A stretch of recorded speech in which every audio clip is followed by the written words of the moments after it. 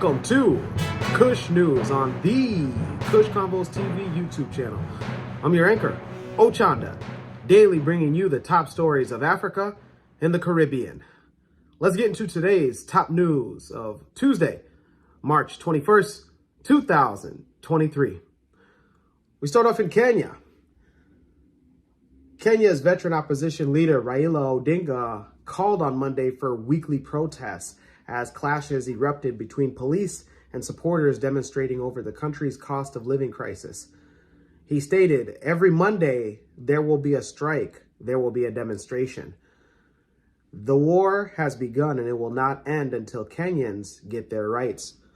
Odinga had called Monday's demonstrations against the government of President William Ruto in protest of soaring prices of basic goods in Kenya, and what he said was last year's quote-unquote stolen election. The opposition leader narrowly lost his fifth attempt at the presidency back in August of 2022, despite being backed by former President Uhuru Kenyatta. Riot police had earlier fired tear gas and water cannon on Odinga's motorcade near a Nairobi hotel, where he had been due to hold a press conference, being forced to leave. Police used tear gas against protesters gathered at a site near government offices in the heart of Nairobi. 24 people were arrested, including Senate Minority Leader Stuart Madzayo and another MP, Opiyo Wandayi. Kenyans are struggling as basic prices for necessities soar. The value of the shilling has dropped sharply against the US dollar at a sustained drought and has left millions hungry. In Nairobi's biggest slum, Kibera, a bastion of Odinga supporters set tires ablaze while police use water cannons to disperse protesters. Demonstrators and police also clashed in the lakeside city of Kisumu in western Kenya, Nyanza, another Odinga stronghold. Odinga, the leader of Azimio la Umoja, translating to Resolution for Unity, had described Monday as a day of destiny and continues claim that Ruto's August election win was fraudulent and denounces his government as illegitimate. According to official results, Odinga lost to Ruto by 233,000 votes, one of the slenderest margins in Kenya's election history. The Supreme Court dismissed his appeal against the result, with its judges giving a unanimous ruling in favor of President William Ruto.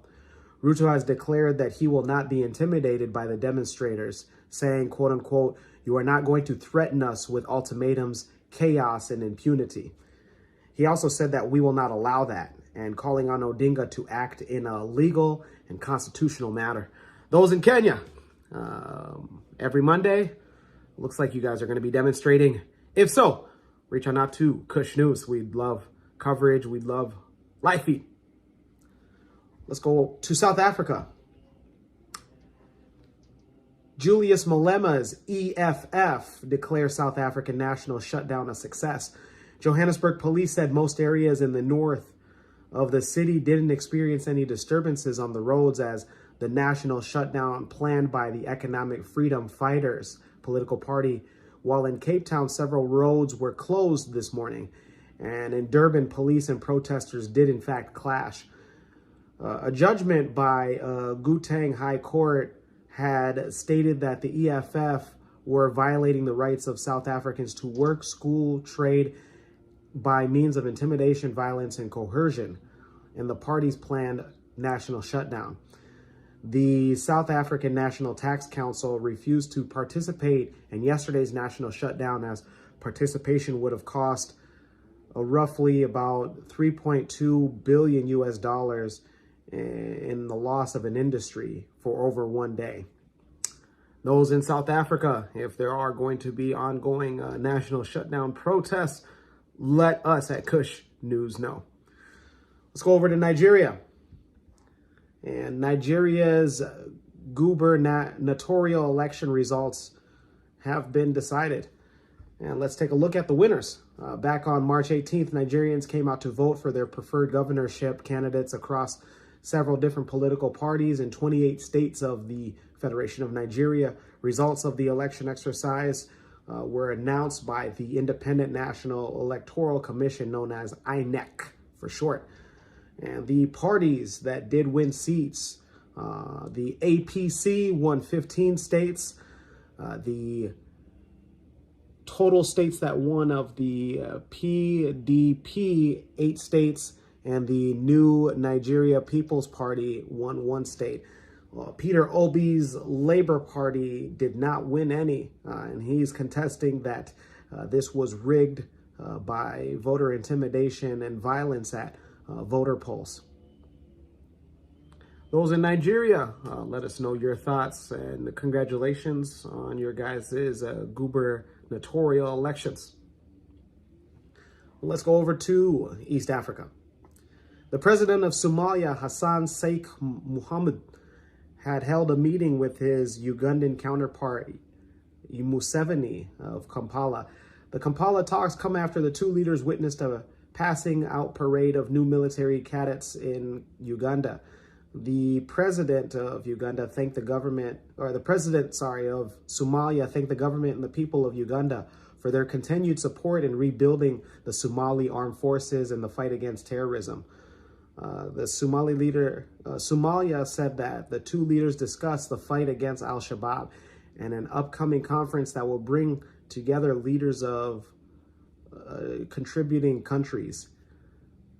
The TCC is a forum set to open in Kampala, according to the presidency, but no date was provided for the start of the regional leaders gathering on a war against al-Shabaab and other terroristic groups.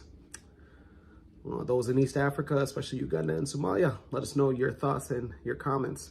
We end today's broadcast with the African proverb of the day.